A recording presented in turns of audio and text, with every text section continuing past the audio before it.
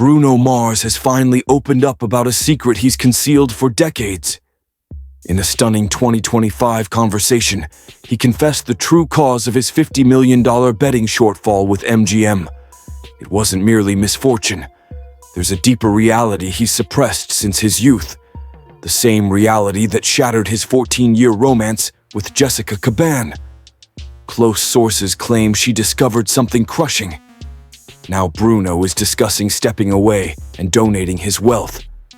What he disclosed alters all we believed about the icon's flawless existence. Bruno Mars entered the world as Peter Gene Hernandez on October 8, 1985, in Honolulu, Hawaii. His early years weren't the polished tales from celebrity profiles. He was raised in Kalihi, a district where 7 folks crammed into a tiny home that always seemed too cramped. His mom, Bernadette San Pedro Bayo, had emigrated from the Philippines in 1968 and built a career as a hula performer. His dad, Peter Hernandez, hailed from Brooklyn and beat percussion, pursuing performances anywhere possible.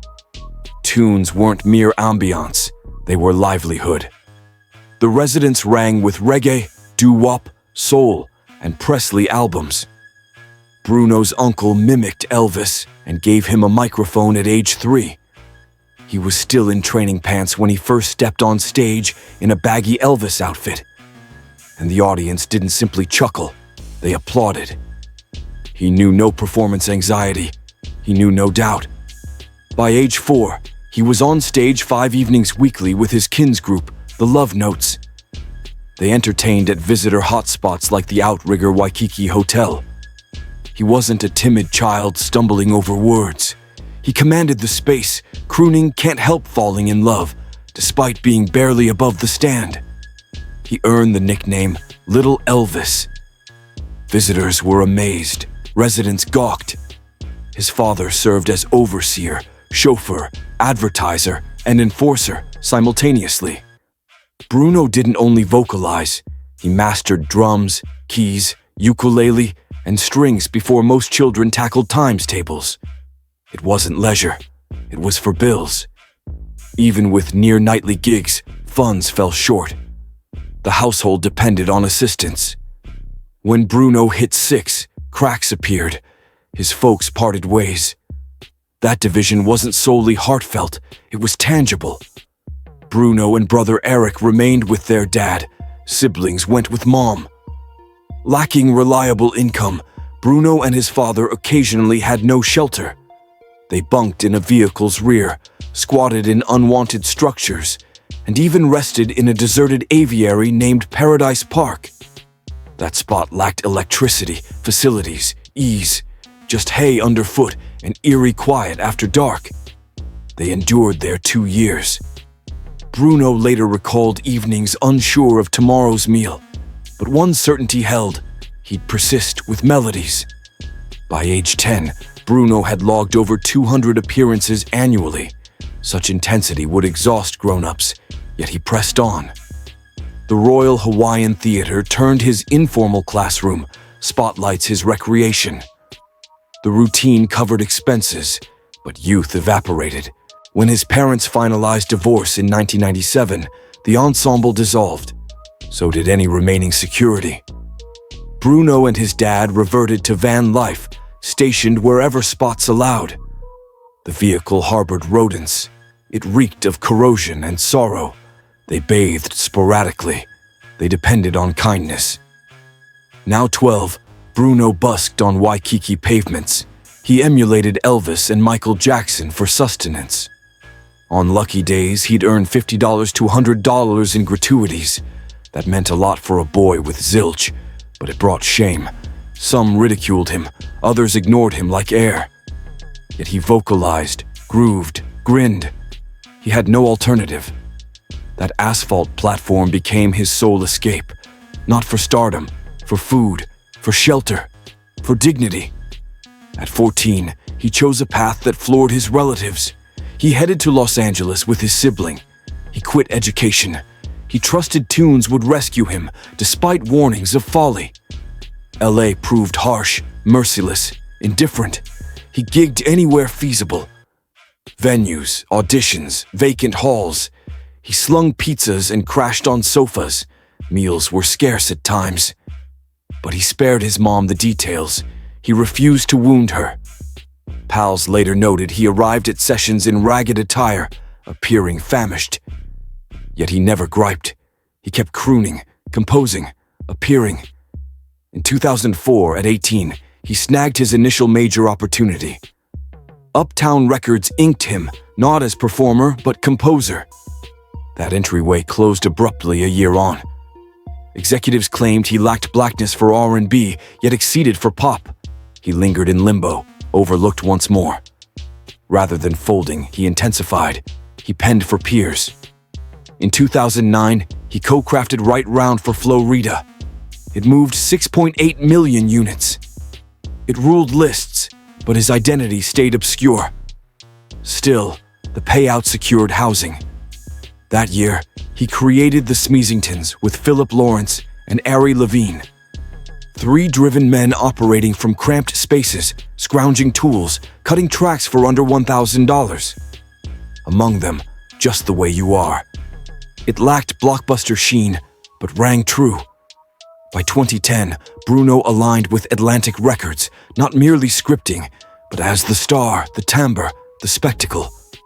When Just the Way You Are released in October 2010, it didn't climb, it detonated. It shifted 8.9 million downloads by 2013. It peaked at 1 in 17 nations. It lacked lavish promotion. It proliferated via shares. Folks spun it and embraced it. In 2011, he claimed Grammy for Top Male Pop Vocal. He glided in homage to Michael Jackson. But mishap struck. His trousers tore mid-act. Others might freak. Bruno chuckled. He danced onward. That instant revealed more than any trophy talk. In September 2010, Bruno Mars entered a Vegas restroom with a hidden item. A staffer spotted odd behavior. Guards arrived. Instead of refuting, Bruno surrendered a tiny pouch holding 2.6 grams of cocaine. At 24, he rode Momentum post-club gig, his track Just the Way You Are, at Billboard's 3rd spot. The incident stung. That evening, his birth name, Peter Hernandez, landed in official logs. Months later, February 2011, he admitted guilt. No incarceration. He forked $2,000, received year-long supervision, completed 200 service hours, and attended substance sessions. The judge promised erasure if clean for 12 months. That bust didn't derail his path, but it halted the persona construction. Stardom surged swiftly, the stumble faster. From then, each release bore added gravity beneath the grin. That year, October 2010, he unleashed Grenade. It nearly missed the record. The ultimate take happened 2 days pre-deadline, but upon launch, it blasted. The words sliced, drawn from shattered bonds. He voiced sacrificing for one who'd ignore him. Grenade entered Billboard Hot 100 at 1. It led in 15 lands. It exceeded 10.2 million global sales by 2011's close. Second top seller annually, netting 3 Grammy nods, though Adele claimed them. Yet it marked him first male in 13 years, with debut pairs topping US and UK. Amid poignant sorrow and sharp attire, lurked a figure restoring credibility incrementally. By 2012, that restoration hit a snag. Amid unorthodox jukebox tracks, Bruno wagered at MGM Grand Casino, not minor. He dropped $50,000 one evening. Whispers flew, some inflated to $50 million. In 2025 Spotify share, he dismissed the exaggeration. He affirmed $50,000, but rumors persisted. Folks pondered if triumph eroded. He labored on. He grinned through. But evidently his journey transcended tunes. It involved strain, facade, and scrutinized choices. In 2013, Moonshine Jungle Tour began. It spanned 161 dates, netting $156.4 million. Bruno's onstage vigor was fierce, so fierce that in Berlin 2014, he broke his ankle mid-song. He persisted.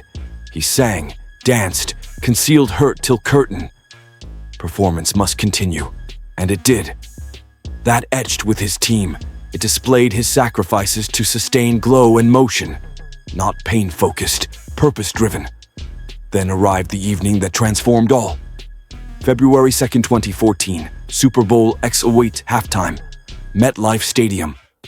115.3 million-eyed Bruno Mars helm, a 12-minute extravaganza, then most viewed halftime. Red Hot Chili Peppers assisted, but focus held. He kicked with drum burst on a set bearing his mom's image, Bernadette Hernandez, gone prior year. Rain fell amid Runaway Baby, yet he stood firm. No sound glitches, no fumbles. That night, Honolulu's child centered the globe and held steady. Years on, something shifted. In 2017, Bruno encountered Anderson .Paak in LA studio. One meeting evolved. They didn't merely team, they revived 1970s vibes. Imported retro tools, Ludwig kits, Hohner Clavinet D6, vintage SSL consoles. Lease tab topped $2 million. Irrelevant. They taped live, 1 or 2 mics, reworking till AIDS approved.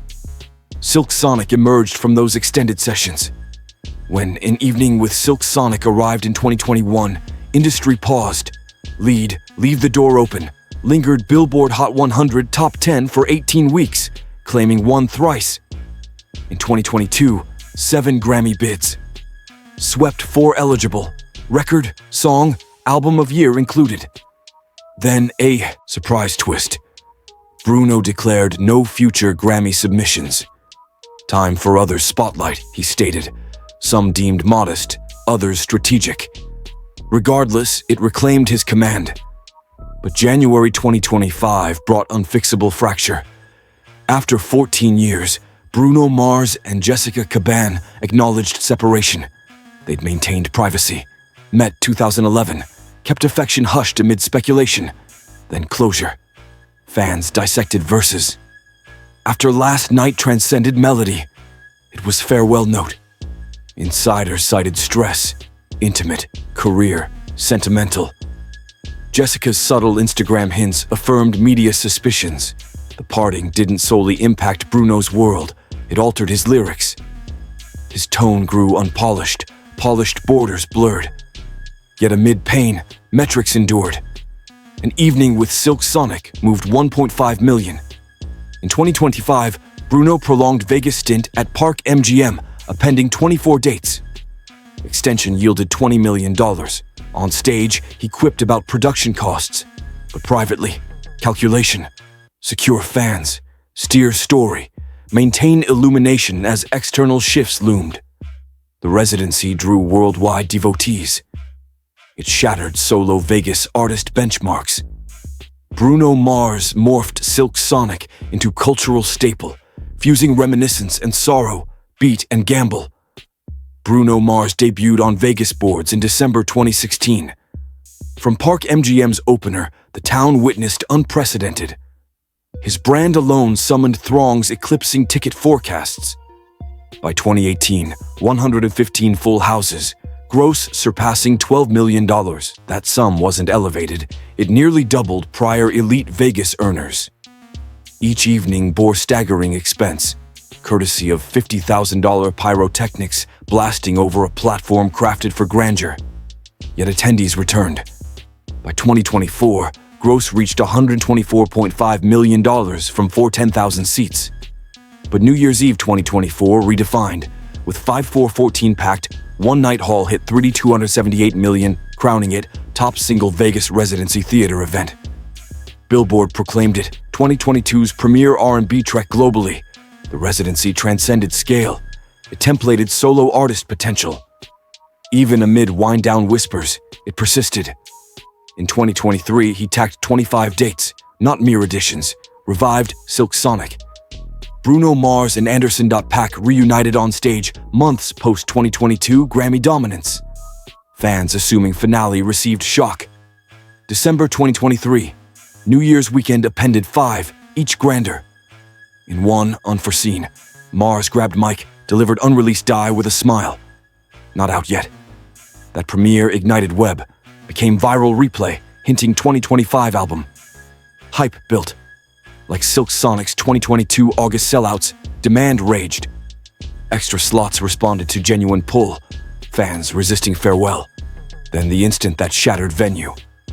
2024 performance. He halted mid-sequence. No effects, no tricks, solo on stage. Shared intimate. Recalled Hawaiian homelessness. Remembered floor sleeping. Unanticipated. Then dedicated When I Was Your Man to strugglers. He faltered emotionally. Audience too. Unrehearsed. Captured on video. Clip amassed 10 million views swiftly. He transcended entertainer. Shared life's fragment. The ache most. Conceal. But he released it. Folks absorbed. Press flooded. Fans posted personal tales. That evening evolved beyond tunes. Every element connected, including stage, custom LED ground with 1,000 plus bulbs, not aesthetic alone. Synced to his pulse via wearable. System cost $5 million. Each heartbeat sparked lights rippling crowdward like current.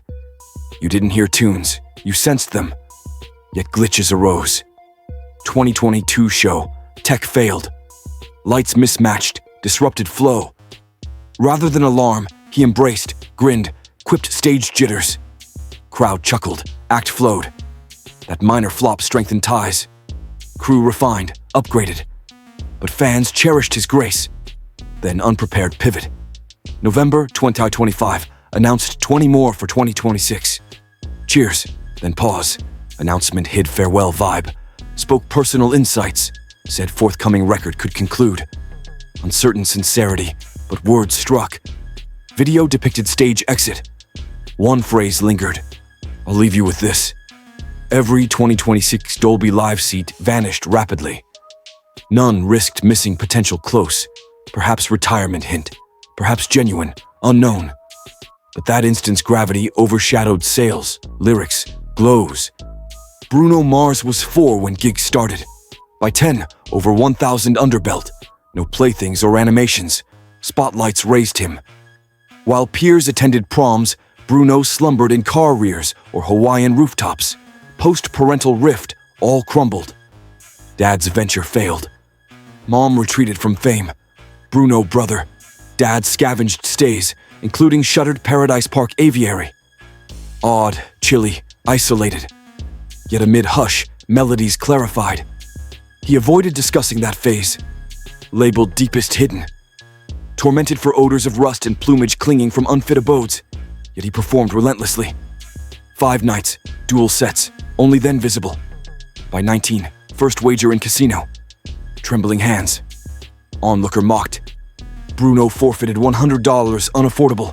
Mere onset. By 2019, admitted $1 million nightly drop. 2024 reports, MGM debt topped $50 million. Whispers of $17 million single game loss. Jested on stage, lightened, but internally drove fiercer, extended hours. Claimed tension birthed uptown funk vigor. When bottomed, labored as one with naught remaining. In 2025, supporters stunned. Jessica Caban, 14-year companion, erased joint mementos from platforms. No images, mentions, zero. Left subtle note, cheering from afar, era's end. They'd constructed $7.5 million LA abode together, now mere gap. Some speculated touring, others infidelity. Truth nestled in her TikTok shares, hints of unmet wedlock dreams. Bruno sparse on details, persisted working, but first public facade fissure. At 2025 Grammys Unforeseen, praised Blackpink's Rosé, APT nominated thrice major, including Breakthrough Artist. First K-pop female solo, Big 4 nod. Bruno shared Lay Thank You, sparking Thank You Bruno trends. Casually revealed co-penned unreleased Blackpink cut, hinted 2026 team up. Not mere crossover. Reboot, glimpse next phase. Announced 2026 record, redemption, evolution focused. Posted missions, defeats, split, sought change. Discussed deceleration, partial exit, Hawaiian Music Academy for underprivileged youth, gratis tools, guidance, family operated. repay locale that once sheltered him zoo-bound. Tunes rescued him, now rescue others. Fans recognize 24K magic. 2016 release transcended success. Over 5 million global units, 7 2018 Grammys. Album, record, song of year, triple certified. Yielded 5 smashes. That's what I like, finesse global hymns. 4th top US seller 2017, 1.6 million equivalents. Era's flair, velour outfits, gold links, smooth steps, evoked Michael Jackson, embraced parallels, danced in. But 2025, unexpected admission, treasure recording channeled Prince secretly. Solos, funky pauses, riffs modeled Prince's essence. Denied influence years, shunning copycat label, but truth hid in tones. Then finesse. 2018 Cardi B remix Rocky Backstage. Initially rejected. Conflicted visions. One meat meshed. His smooth tones met her fierce vibe. Clip honored in living color. Track topped Billboard Hot 100. Over 2 billion plays. Later conceded compromise enabled. In 2020, donated 1 million show proceeds for MGM staff amid crisis. Era of rallies turmoil. Puerto Rican heritage shifted worldview. Aided where feasible. Folks viewed differently. Not mere entertainer, quiet advocate. His That's What I Like blew TikTok 2025. Over 500 million user clips, routines, cuts, contests. Ubiquitous. Success transcended stats, crossed generations. Vintage feel, modern pulse. In 2015, brother Eric battled cancer. Bruno silent publicly. Visited nightly, Count on Me originated there. Gentle track deemed friendship ode, but no. Witnessing loved ones fight, vowing presence. Released 2010, post-year meaning shifted. 2010, cocaine bust public. 2011, recovery private. Jessica Caban remained, bolstered, improved. But 2025 admitted ongoing battles. Slips occurred, recovery curved. Jessica split intensified. Therapy aids, he said, seeking aid rescued. By 2025, valued 175 million records, Vegas runs, world circuits. Donated 10% to Hawaiian Kid initiatives. Portion Salvat rum gains funded home music training. No publicity. Vow to youths like him, starved, adrift, melody within. Then bond proposal, $20 million for theme. Declined. Not disinterest, but creators sought reins. He refused, even for some. Not cash. Creation ownership, rejected, departed, stunned all. In 2025, chat uttered resonant phrase post cameras. Sang to erase poverty, now performed to recall self. That pierced news, narrated boy escaping via tunes, now returning via them. Behind glory, sparkle successes, man clinging history lest applause erases.